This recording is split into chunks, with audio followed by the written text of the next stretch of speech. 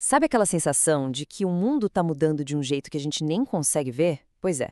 Nessa nossa análise de hoje, a gente vai mergulhar fundo numa mudança invisível, mas colossal.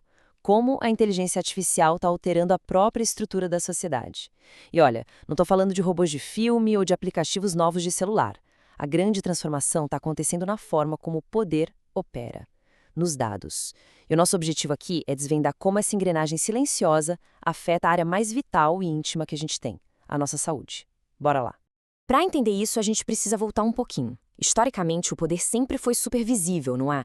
Ele estava lá nas instituições clássicas, nas leis escritas, nos governos, em decisões humanas que a gente podia apontar o dedo e, mais importante, questionar abertamente. Mas agora o jogo virou. O poder foi parar num lugar invisível. A gente está falando de algoritmos que classificam pessoas e analisam comportamentos em frações de segundo, influenciando decisões gigantescas sem que a maioria sequer perceba. É literalmente uma transferência do poder de decisão humano, que é rastreável, para um controle algorítmico totalmente silencioso. E isso nos leva ao primeiro ponto crucial: a extrema fragilidade dos dados médicos. Porque pensa bem. Quando a gente pega toda essa lógica de sistemas invisíveis e joga dentro do universo do cuidado médico, a coisa ganha uma proporção muito maior. E por quê? Porque dados de saúde não são só linhas numa planilha ou informações técnicas frias. Longe disso. Eles escancaram as nossas maiores fragilidades como seres humanos.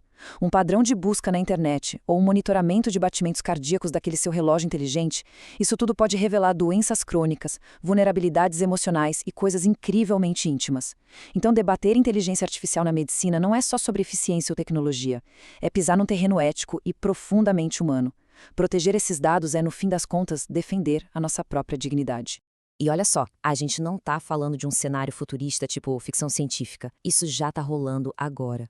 A IA já opera pesado dentro de hospitais, clínicas e operadoras de saúde. A gente tem sistemas automatizados ajudando a fechar diagnósticos super complexos, acelerando triagens em salas de emergência lotadas, fazendo análise preditiva para tentar adivinhar quem vai adoecer no futuro, e até gerenciando hospitais e tomando decisões administrativas fundamentais sobre a liberação ou não de tratamentos. É a filosofia literalmente encontrando a vida real. Com tudo isso acontecendo em tempo real, a gente tem que dar uma pausa e fazer uma pergunta bem séria. Até que ponto decisões que afetam a vida, a dor e a cura das pessoas podem ser simplesmente terceirizadas para uma máquina? Imagina a situação. Quando um algoritmo decide quem fura a fila de um tratamento ou quem ganha autorização para uma cirurgia, que valores estão guiando essas escolhas automatizadas? E a pergunta de ouro: quem responde quando o sistema erra? Porque, convenhamos, algoritmo não tem diploma de medicina e, com certeza absoluta, não tem o menor tato na hora de dar uma notícia ruim. E isso puxa o nosso próximo tópico, que é o que a gente chama de ilusão da neutralidade. Muita gente cai no mito moderno de achar que se é matemática e tecnologia, então é 100% neutro e objetivo, certo? Errado. Essa neutralidade matemática é uma ilusão bastante perigosa. A grande verdade é que os algoritmos aprendem exclusivamente com os dados que a gente dá para eles. E aí que está o problema. Os nossos dados vêm carregados com todas as nossas imperfeições, desigualdades históricas e distorções sociais.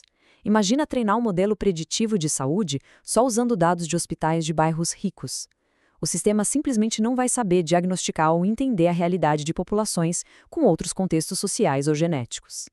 Se a gente não corrigir isso na raiz, a máquina só vai automatizar e escalar os nossos próprios preconceitos de um jeito sem precedentes. É exatamente por causa desse risco assustador que surge um conceito vital: a justiça algorítmica. Basicamente, é o esforço técnico e jurídico para garantir que esses sistemas operem de um jeito ético e transparente, sem ficar reproduzindo e ampliando as discriminações do passado. Quando a gente vê uma decisão sendo tomada por um computador, é muito fácil assumir que aquilo é uma verdade absoluta e inquestionável, mas não é. Tem mãos humanas e escolhas de programação ali por trás. É por isso que qualquer paciente tem o direito incontestável de entender como as decisões que impactam a própria saúde estão sendo tomadas.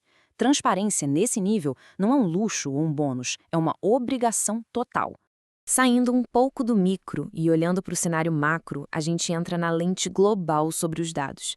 Hoje em dia, dado é a grande moeda que movimenta a geopolítica, e é aqui que entra o conceito de soberania digital. O poder de uma nação hoje não se mede só por tamanho de território ou força militar clássica. Se mede pela capacidade de processamento, pelos algoritmos e, claro, por quem tem o controle sobre as infraestruturas digitais dentro das próprias fronteiras.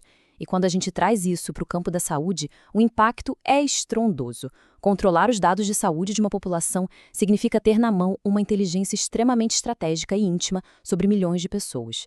Ou seja, proteger esses dados de saúde é, no fundo, defender uma dimensão humana inseparável da soberania do próprio país. Se a gente olhar para o mundo hoje, parece até um tabuleiro de xadrez gigante. As grandes empresas de tecnologia viraram atores globais pesados, travando uma disputa silenciosa, mas super feroz pelo controle da informação. De um lado, a gente vê a União Europeia liderando com uma pegada muito forte em direitos humanos e transparência, puxando regulamentações bem rígidas como AI Act e a GDPR. Em contraste, outras grandes potências globais muitas vezes priorizam a segurança nacional, um controle estatal absoluto e a expansão tecnológica acelerada, às vezes deixando a privacidade individual em segundo plano. E no meio disso tudo, o Brasil está ali, num momento super decisivo, desenvolvendo ativamente os seus próprios modelos regulatórios para tentar equilibrar essa balança de um jeito que faça sentido para a nossa realidade única. Só que toda essa corrida tem um custo físico enorme que a gente quase nunca comenta. A inteligência artificial não fica levitando numa nuvem mágica, não. Ela exige infraestrutura física e muito pesada. Treinar esses modelos avançados de IA gasta quantidades colossais de energia e milhares de servidores, gerando um impacto ambiental massivo. Só para dar uma dimensão do tamanho do problema, treinar um único modelo avançado pode emitir tanto carbono quanto 5 carros durante toda a vida útil deles. É muita coisa. Por isso, a gente precisa urgentemente falar sobre sustentabilidade digital. A inovação não pode existir num vácuo irresponsável. Ela exige responsabilidade ambiental em primeiro lugar, aliada à inclusão digital, além da proteção implacável dos direitos fundamentais, equidade e, claro, uma profunda responsabilidade social. E o que tudo isso significa para o futuro da governança?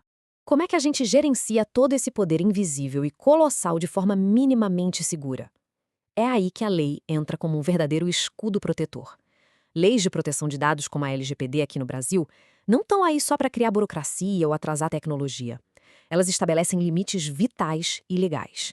A gente está falando de princípios como exigir o consentimento informado das pessoas, ter um objetivo muito claro e definido para usar aquele dado, coletar só por necessidade absoluta e garantir toda a transparência e responsabilização para quando a coisa der errado.